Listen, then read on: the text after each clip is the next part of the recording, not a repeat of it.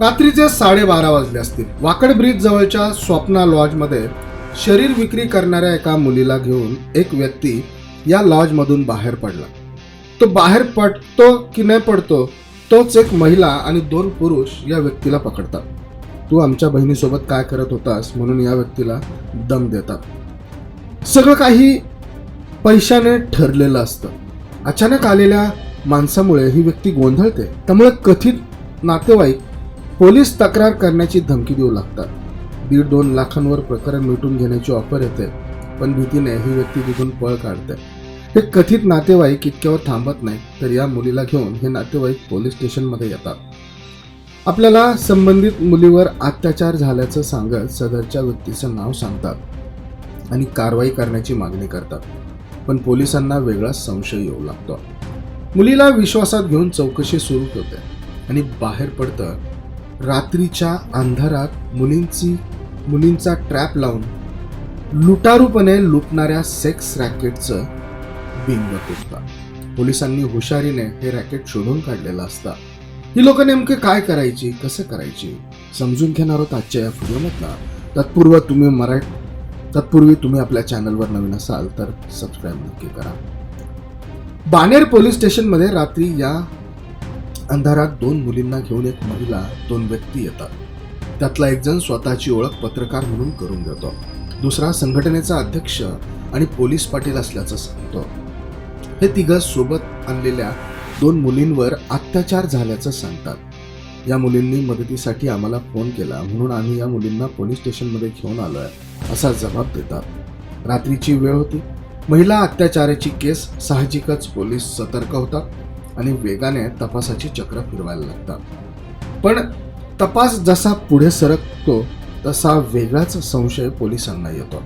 Police स्टेशनमध्ये आलेल्या व्यक्तींची नावं होती नसीम उस्मानी आणि प्रवीण चौधरी, त्याचबरोबर सुशीला कांबळे. असे सामाजिक कार्यात सक्रिय आहोत पण पीडित मुलींच्या मागे उभे राहतो असा पाढाच हे तिघे पोलिसांसमोर वाचत होते. शिवाय आपण मुलींना वाचवले, आत्ताच्या आत्ता तक्रार दाखल करा असा दमही ते पोलिसांना भरू लागतात. पण पोलीस अधिकारी चंद्रशेखर सावंत आणि गुन्हे शाखेचे अधिकारी अलका सरत यांना तिघांच्या बोलण्यात सातत्याने संशय येत होता. तक्रार दाखल करूच पण तपास करू म्हणून पोलिसांची टीम स्वप्ना लॉजचे सीसीटीव्ही फुटेज तपासण्यासाठी जाते. सीसीटीव्ही मध्ये या मुली मात्र हसत हसत एका व्यक्तीसोबत रूम मध्ये जाताना दिसतात. अत्याचार झाला तर मुलीची बॉडी लँग्वेज तशी नाही आहे. शेवटी या दोघांवर आरोप होते. त्या दोघांना पोलिसांनी बोलावून घेतलं जातं. हे दोघेही पोलीस स्टेशनमध्ये येतात आणि या तिघांचं बिंग फुटतं. तर हा सगळा ड्रामा सुरू होण्याच्या तासभर अगोदर नेमकं काय घडलं होतं ते बघूया. शरीर संबंध ठेवण्यासाठी आर्थिक बोलणी करून 2 व्यक्ती 2 मुलींना घेऊन स्वप्ना लॉजवर गेलेले होते. जेव्हा यातली एक व्यक्ती बाहेर येते तेव्हा सुशीला कांबळे, नसीम उस्मानी आणि प्रवीण चौधरी या तिघांनी या ग्राहकाला गाठले गेलं. तू आमच्या बहिणीसोबत काय करत होतास म्हणत त्याच्यावर दमदाटी केले आणि त्याला पैशांची मागणी करायला लागलाय. पण समोरचा व्यक्ती बधत नाहीये हे दिसल्यावर त्याला पोलीस तक्रारीची धमकी येते त्या ठिकाणी देतात. 2 लाख दे अन्यथा पोलीस तक्रार करू म्हणत दमदाटी सुरू करतात. पण या व्यक्तीने तिथून कल्टी मारतो आणि तिघांच्या जाळ्यात तो अडकत नाही. पण या ठिकाणी तिघांचा इगो आडवा येतो.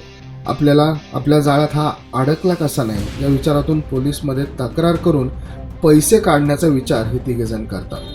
बाणेर पोलीस स्टेशनमध्ये ते येतात आणि या 2 व्यक्तींना चौकशीसाठी बोलवल्यानंतर पोलिसांना या रॅकेटचा उलगडा होतो.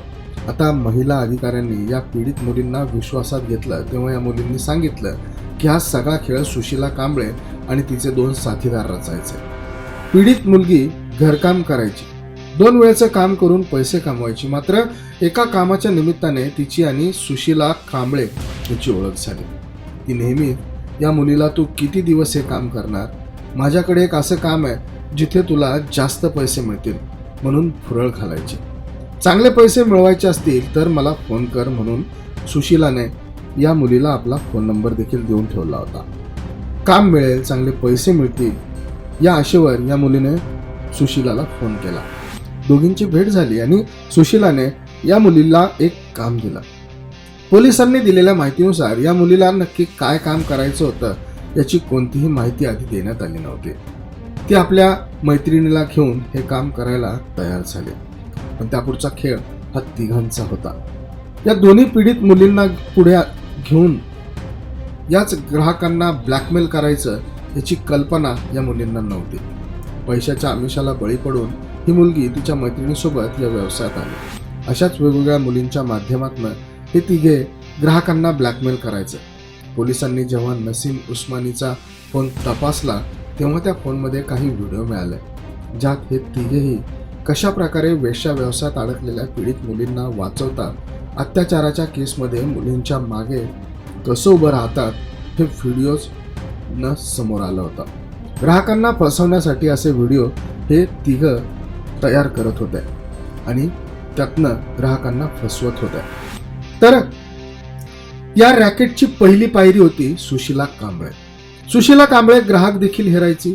सेक्स रॅकेटमध्ये अडकलेल्या महिलांची सोडवणूक करण्याचा बुरखा पांघरून ती ग्राहकांची माहिती घ्यायची.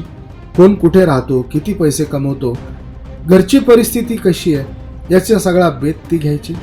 आणि जो व्यक्ती त्याच्याकडे भरपूर पैसे आहेत याची माहिती सुशीलाने घेतलेली असायची. अशा व्यक्तीकडनं पैसे असूनही भीती दाखवून पैसे देत नाही आहे अशा वेळेस यांचे इगो मात्र हर्ट व्हायचे आणि तसाच तो प्रकार घडला. आणि उडवाउडवीची उत्तरं, CCTV फुटेज, पीडित महिलांना विश्वासात घेणं या सगळ्यामुळे एका सेक्स रॅकेटचा पडदा हा पोलिसांनी यावेळेस फाश केलेला होता. त्यानंतर पोलीस स्टेशनला या टोळीने किती लोकांना फसवलंय आणि तक्रार करणारे फोन यानंतर वारंवार येऊ लागल्याचं देखील या ठिकाणी उघडकीस आलेलं आहे. तर असाच बाजार या टोळीचा उठवला आणि जे या अगोदर फसलेले लोक होते त्यांनी देखील आता बोलायला सुरुवात केली. मंडळी, याबद्दल तुम्हाला काय वाटतं? तुमच्या प्रतिक्रिया आणि तुमच्या कमेंट या अवश्य नोंद करा. व्हिडिओ तुम्हाला आवडला असेल तर शेअर जरूर करा. धन्यवाद.